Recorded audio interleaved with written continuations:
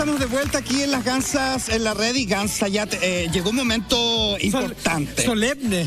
El momento solemne de la noche. Amiga, yo creo que lo más cercano que vamos a llegar en un minuto a la moneda. Bueno, a menos que nos convoquen por nuestra pyme, las naranjas de las primas. Claro. Para llevar para el árbol, tú sabes. Bueno, nosotros hace un tiempo hicimos un llamado que queríamos conversar con los candidatos a la presidencia, que vinieran a contarnos sobre su agenda y en temas relevantes que a nosotros creemos que nos interesan, como es la diversidad. Y bueno, aceptó ella.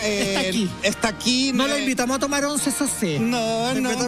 A conversar. Así es, no tenemos sopaipilla, no tenemos empanadas ni nada de eso, pero nos acompaña aquí en el estudio de la Gansas la Red la candidata presidencial Paula Narváez.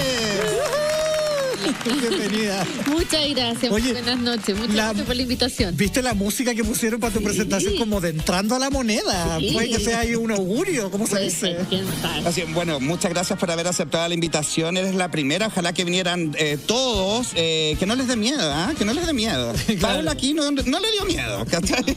Todo lo contrario, es un gusto estar acá. En serio. Muchas gracias. Oye, partir como preguntándote, Paula, ¿te puedo tutear, no? Por supuesto.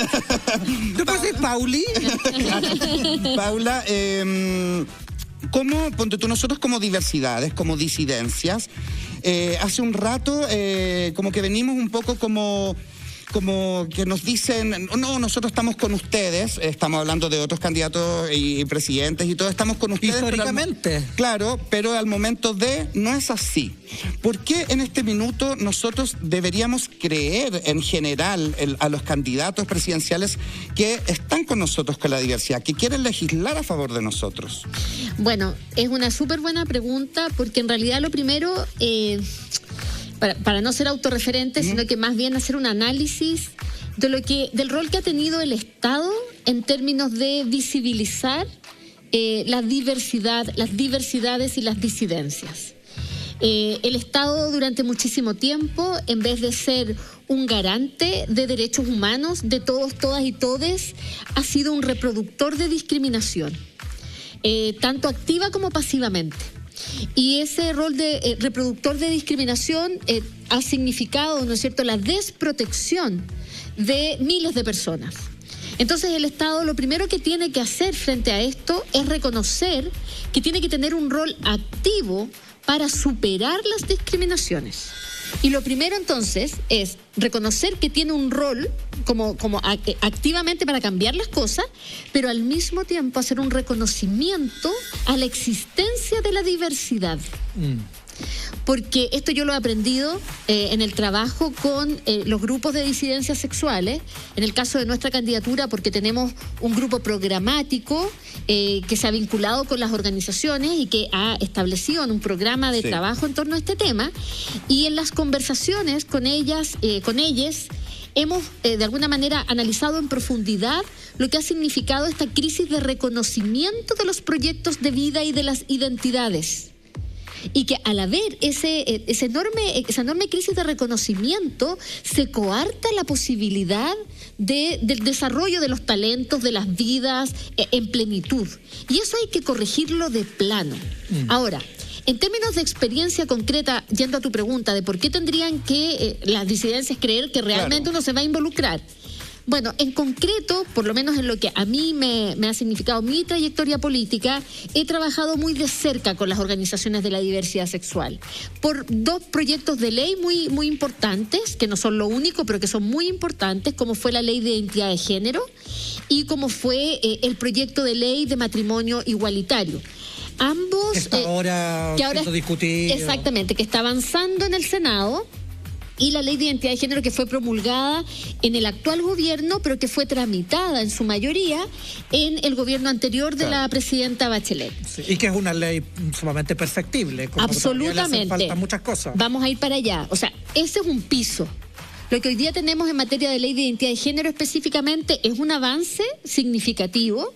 Sin embargo, hay muchos espacios en los que hay que mejorar. Porque una cosa fue, ¿no es cierto?, la posibilidad del cambio registral, y otra cosa es avanzar hacia una concepción de protección integral de los derechos de las personas trans, que es hacia donde vamos en nuestro programa de gobierno, promoviendo y proponiendo una ley integral trans. En relación... Perdona, Sí. en relación a lo que estás diciendo, nosotros leímos tu programa y se habla acerca como de, reparar. Hablas acerca de los actos discriminatorios, como que, no sé, se castigan los actos discriminatorios, pero en lo concreto, ¿cómo podemos hacer para que se eviten? ¿Cómo Claro. trabajas la prevención y en términos de la reparación en lo concreto? ¿Cómo se puede reparar a las víctimas que hemos sufrido violencia por nuestras identidades? Bueno, primero yo creo que aquí hay una invitación a la sociedad en su conjunto a que tenemos que necesariamente tener un cambio cultural profundo de aceptación y de respeto a nuestra diversidad. Y eso pasa porque activamente promovamos una cultura de la no violencia, una cultura del respeto, de la aceptación, ¿no? Y como alguien dice por ahí, en realidad no de tolerar las diferencias, sino que de amar nuestras diferencias. Claro. Eso, y que realmente podamos construir una sociedad que se conduzca en sus relaciones en ese sentido, en esa armonía.